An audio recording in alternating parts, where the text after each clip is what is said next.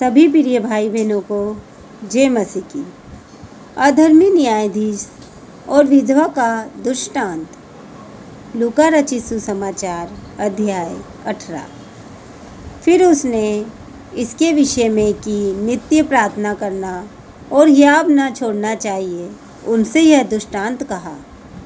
किसी नगर में एक न्यायी रहता था जो न परमेश्वर से डरता था और न किसी मनुष्य की परवाह करता था। उसी नगर में एक विधवा भी रहती थी जो उसके पास आकर कहा करती थी, मेरा न्याय चुका कर मुझे मुद्दई से बचा।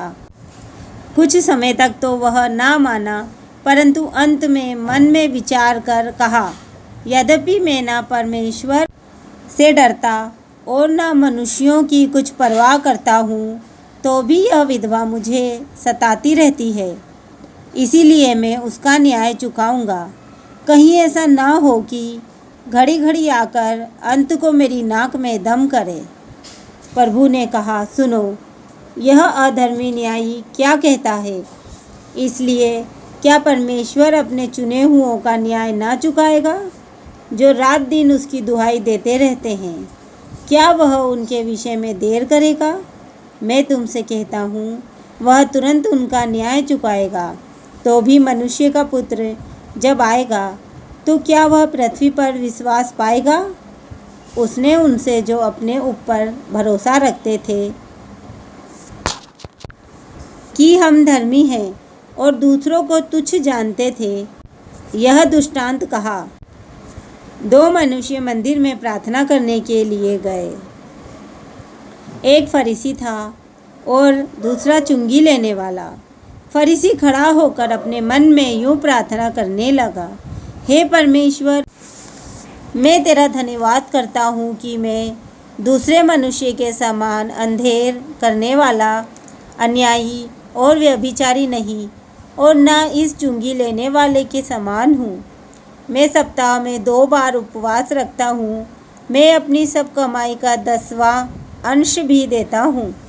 परंतु चुंगी लेने वाले ने दूर खड़े होकर स्वर्ग की ओर आंखें उठाना भी न चाहा, वरन अपनी छाती पीट पीट कर कहा, हे परमेश्वर, मुझ पापी पर दया कर। मैं तुमसे कहता हूँ कि वह दूसरा नहीं, परंतु यही मनुष्य धर्मी ठहराया जाकर अपने घर गया। क्योंकि जो कोई अपने आप को बड़ा बनाएगा वह छोटा किया जाएगा, और जो अपने आप को छोटा बनाएगा वह बड़ा किया जाएगा। फिर लोग अपने बच्चों को भी उसके पास लाने लगे कि वह उन पर हाथ रखे, परंतु चेलों ने देखकर उन्हें डांटा। यीशु ने बच्चों को पास बुलाकर कहा, बाबू, मेरे पास आने दो और उन्हें मना ना करो, क्योंकि परमेश्वर का राज्य ऐसों ही का है। मैं तुमसे सच कहता हूँ कि जो कोई परमेश्वर के राज्य को बालक के समान ग्रहण ना करेगा, वह उसमें कभी प्रवेश करने ना पाएगा। किसी सरदार ने उससे पूछा, हे उत्तम गुरु, अनंत जीवन का अधिकारी होने के लिए मैं क्या करूं? यीशु ने उससे कहा, तू मुझे उत्तम क्यों कहता है? कोई उत्तम नहीं, केवल एक, अर्थात परमेश्वर। तू आज्ञाओं को तो जानता है, व्यभिचार न करना, हत्या न करना और चोरी न करना, झूठी गवाही न देना, अपने पिता और अपनी माता का आदर करना। उसने कहा, मैं आपको लड़कपन ही से मानता आया हूँ। यह सुन यीशु ने उससे कहा, तुझ में अब भी एक बात की घटी है। अपना सब कुछ बेचकर कंगालों को बांट दे और तुझे स्वर्ग में धन मिलेगा, और आकर मेरे पीछे हो ले। वह यह सुनकर बहुत उदास हुआ, क्योंकि वह बड़ा धनी था। यीशु ने उसे देखकर कहा, धनवानों का परमेश्वर के राज्य में प्रवेश करना कितना कठिन है। परमेश्वर के राज्य में धनवान के प्रवेश करने से ऊँट का सुई के नाके में से निकल जाना सहज है। इस पर सुनने वालों ने कहा, तो फिर किसका उद्धार हो सकता है? उसने कहा, जो मनुष्य से नहीं हो सकता, वह परमेश्वर से हो सकता है। पतरस ने कहा, देख, हम तो घर बार छोड़कर तेरे पीछे हो लिए हैं। उसने उनसे कहा, मैं तुमसे सच कहता हूँ कि ऐसा कोई नहीं जिसने परमेश्वर के राज्य के लिए घर या पत्नी या भाइयों या माता पिता या बाल बच्चों को छोड़ दिया हो और इस समय कई गुना अधिक ना पाए और आने वाले युग में अनंत जीवन।